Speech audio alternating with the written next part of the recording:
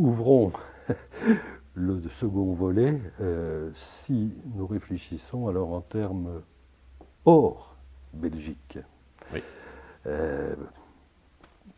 La Confédération, alors nous en revenons à ce dont nous parlions en commençant.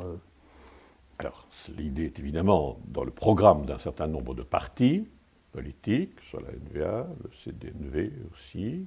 Alors, il faut savoir de quoi on parle. On a commencé par cela en disant la Confédération, c'est une association, c'est une union d'États qui sont souverains et qui sont indépendants et qui décident de travailler ensemble. Si je cherchais une comparaison, je dirais que c'est un peu le Benelux. Il y a 3 États, Belgique, Pays-Bas, Luxembourg, mais qui décident de travailler ensemble, par exemple, pour l'élaboration de certaines législations. Ça n'empêche pas que La Haye, Luxembourg, chacun mettra Bruxelles, chez soi. chacun chez soi, et les vaches seront bien gardées. Donc, on est devant des États indépendants. La Wallonie est devenue indépendante, la Flandre est devenue indépendante, Bruxelles est devenue indépendante, et alors on imagine qu'elle collaborerait sur quelques points, etc. J'avoue que je n'y crois pas du tout. Oui, mais ça suppose d'abord qu'elles se sont séparées avant de se réunir. Ça suppose effectivement qu'elles se sont séparées et puis qu'elles se réunissent sur la grande place de Bruxelles pour décider sur quoi elles vont éventuellement travailler ensemble. Mais vous savez, quand on se sépare, ce n'est pas nécessairement le moment où l'on va faire les plus beaux contrats de collaboration. Et donc, je crains surtout que le confédéralisme soit présenté notamment à l'opinion publique francophone, comme étant une variété de fédéralisme. Un fédéralisme approfondi, comme disent parfois certains, un fédéralisme poussé à ses extrêmes, alors qu'entre fédéralisme et confédéralisme, il y a une opposition qui est une opposition radicale. Ce n'est pas moi qui le dis. Tous mes collègues à l'étranger expliquent clairement qu'il y a là une distinction radicale. Tous les ouvrages de droit international ou de droit constitutionnel disent la même chose. Il y a quelques Belges, on peut encore se demander s'ils portent bien le nom de Belges, qui en viennent à croire que là, en Belgique, on va trouver une formule miracle. Ça, c'est le fédéralisme pour les gogos. C'est pour ça que j'ai employé parfois une expression un peu plus crue pour dire qu'on nous vend des vessies pour des lanternes. Oui, mais bon, si on regarde la Confédération helvétique, par exemple, c'est un contresens, cette Confédération helvétique. Parce que alors, la Confédération helvétique, avant 1848, était une confédération d'États. Une confédération faite avec des cantons qui s'associaient notamment pour une politique qui était une politique de défense et de sécurité. Depuis 1848, la Suisse n'est plus une confédération d'États, elle est une fédération, un État fédéral, mais qui, pour, je dirais, le symbole, a gardé le nom de Confédération helvétique, comme la pomme de Guillaume Tell.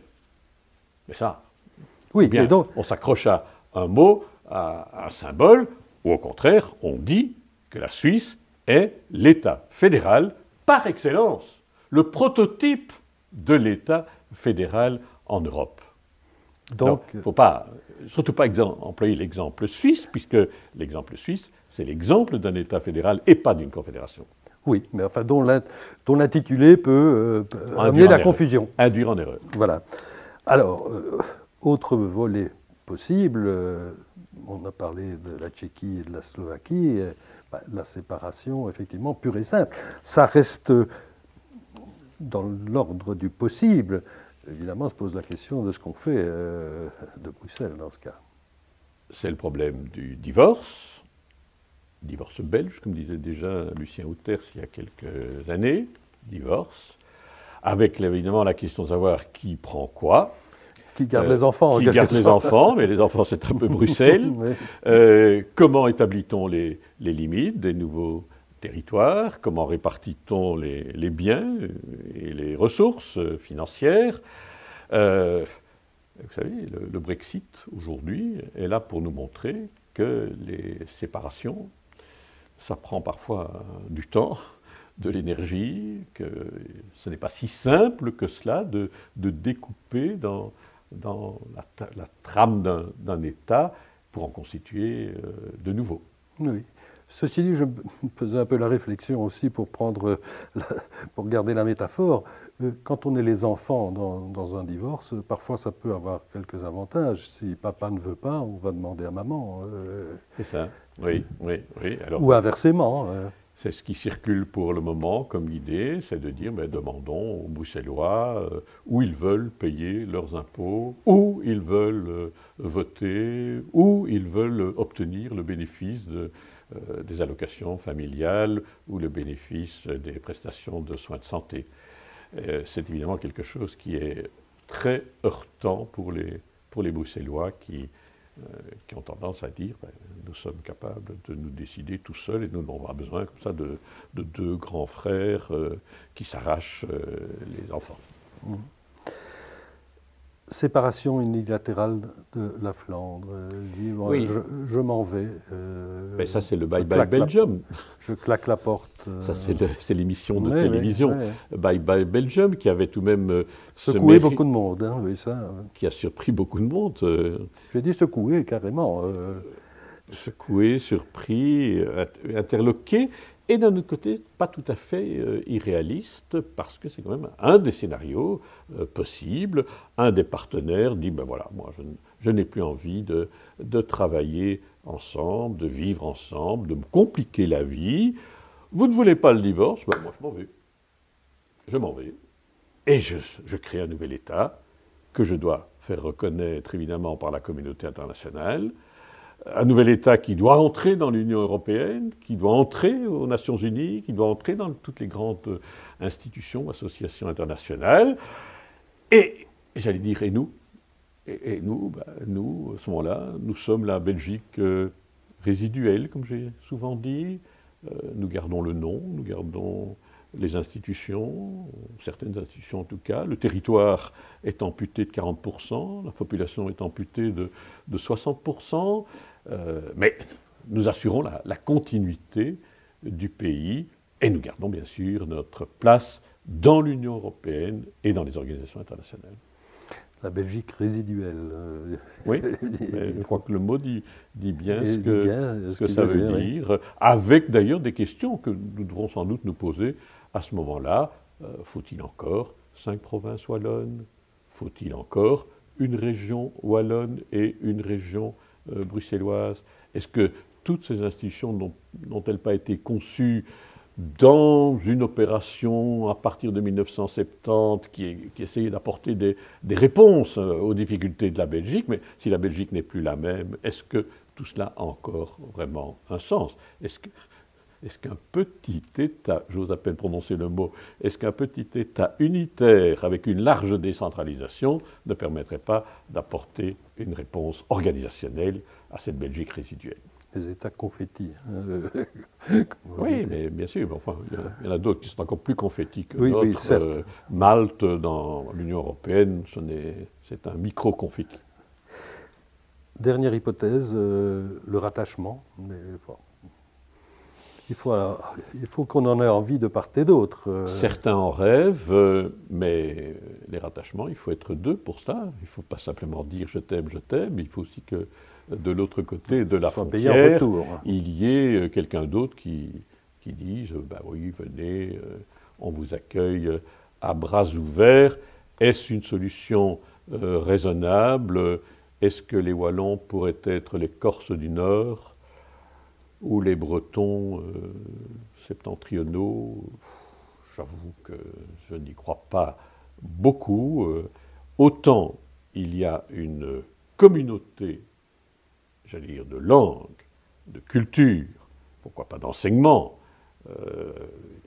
à travers l'appropriation d'un certain nombre de valeurs et d'idéaux qui nous sont communs, autant une organisation politique qui fédère ce genre de préoccupations me paraît beaucoup plus délicate à instaurer, sans compter que ça signifierait que dans l'Union européenne de demain, certains États seraient enclins à développer des manœuvres irrédentistes pour essayer de s'accaparer les morceaux d'autres États. Est-ce vraiment un bon exemple dans une Europe qui est pacifiée. Enfin, on est nombreux, j'imagine, à se souvenir du discours de Renan, hein, sur ce qui fonde une nation. Un plébiscite permanent. À la fois un passé commun, mais aussi un vouloir vivre ensemble. On pourrait se poser la question, dans le pays aujourd'hui, à quel niveau, si je puis m'exprimer comme ça, se situe le vouloir vivre ensemble. Alors, le vouloir vivre ensemble, j'adhère évidemment à la formule de Renan, hein, qui demande un plébiscite permanent des hommes et des femmes qui vivent dans un pays et qui adhèrent aux préoccupations de celui-ci. Maintenant, ce vouloir vivre et ce plébiscite, il peut aussi se décliner à différents niveaux. On peut se retrouver à tout instant dans une communion d'esprit et de pensée. On peut aussi se retrouver à des moments séparés dans cette même préoccupation. Il y a des degrés dans cette forme d'adhésion. Non, ce qui me paraît tout de même important à dire, c'est que si l'on franchit le cap de l'État fédéral, si on franchit cette mise en cause, donc, de cette volonté de vivre ensemble dans un même État, je suis enclin à dire qu'il n'y a plus rien après. C'est là que je me suis permis de citer Juliette Gréco. Hein, il n'y a plus d'après. Il n'y a plus d'après. Il n'y a plus d'après. Il n'y a pas d'après, mais il n'y a plus d'autrefois non plus. Hein, voilà. Il n'y a plus d'autrefois. Moi, je ne suis pas un nostalgique, mais il n'y a rien d'après, ou alors là, c'est vraiment la débandade. Oui, mais ceci dit, vous mettez quand même le doigt sur ce que vous appelez le coma politique du citoyen belge et sur l'énergie constructrice, si je puis dire, des mandataires politiques. Oui, et ça c'est... Je reviens toujours à cette date, 1970, on construit l'État fédéral. On va bientôt être en 2020, ça fait 50 ans.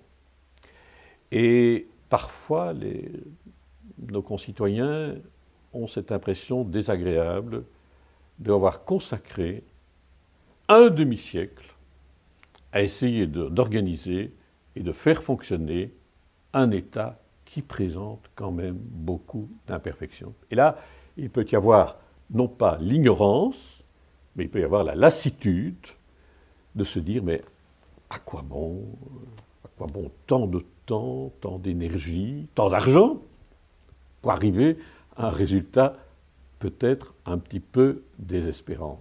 Moi, c'est cette lassitude qui m'inquiète, je la vois s'accroître et je me dis que cette lassitude, elle peut à un moment donné être mauvaise conseillère. Donc nous sommes devant un État fédéral en quelque sorte condamné à réussir, ou c'en est fini. C'est un peu le résumé. Voilà, il n'y a rien après.